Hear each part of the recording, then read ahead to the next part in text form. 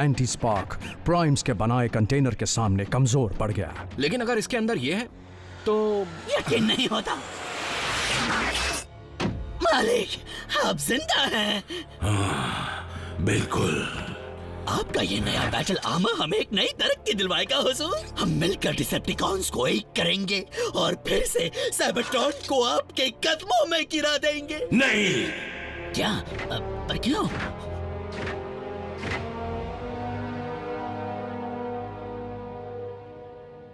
अब मैं दबकर रहने का असली मतलब समझ गया हूं और इसलिए अब मुझे उसमें दिलचस्पी नहीं। जरूर आपको गहरा सदमा पहुंचा है मालिक। आप बस थोड़ी देर के लिए पावर डाउन करके आग उबलने वाले गड्ढे के पास सैर करेंगे तो पहले जैसे बेरहम हो जाएंगे। खामोश। कोई डिसेप्टिकॉन नहीं बनेगा और ये मेरा आखिरी फैसला है।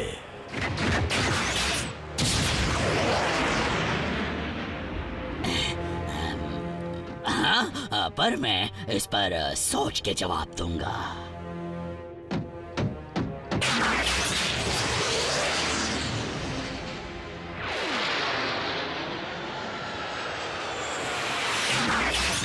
मैंने कभी सोचा नहीं था कि इतनी आसानी से राजा बन जाऊंगा, पर लॉर्ड मेगाट्रॉन खुद इसे मेरे हाथों सौंप कर गए हैं, तो मैं डिसेप्टिकॉन्स का नाम रोशन करने में कोई कसर नहीं छोड़ूंगा।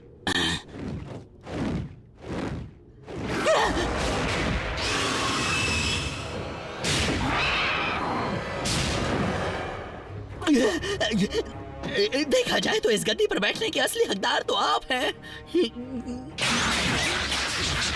मैं यहाँ किसी गद्दी पर बैठने नहीं आया हूँ स्टारस्क्रीम। हिसाब चुकता करने आया हूँ।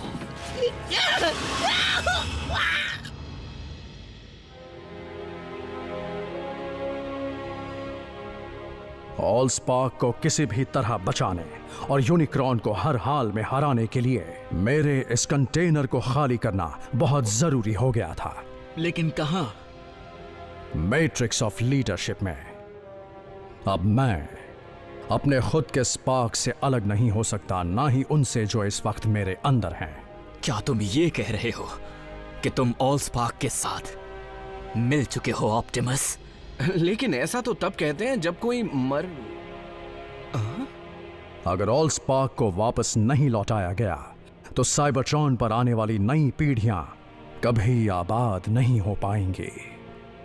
मुझे अपना मकसद पूरा करना ही होगा। ऑप्टिमस, मैं यहाँ एक जिंदगी इसलिए बचाने नहीं आया था कि दूसरी गंवा दूं जिसकी मैं परवाह करता हूँ।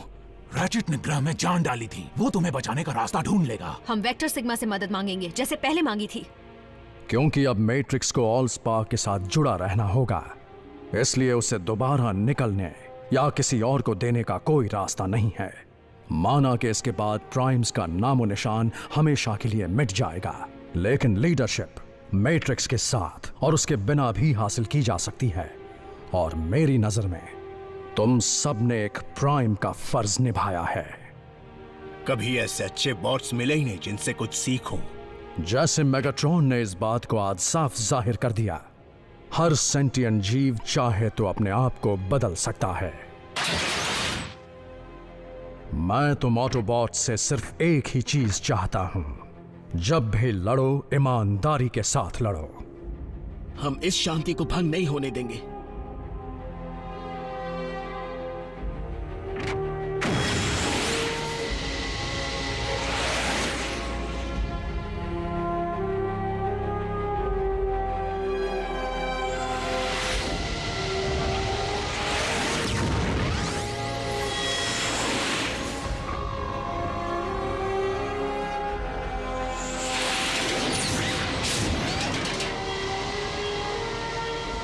एक और बात, मेरे जाने का दुख मत मनाना।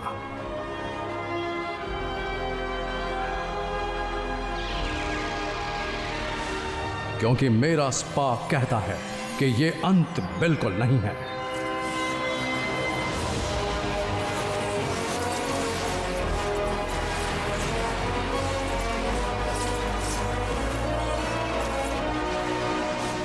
बल्कि यह तो एक नई शुरुआत है। इसे एक तरह का ट्रांसफॉर्मेशन समझना।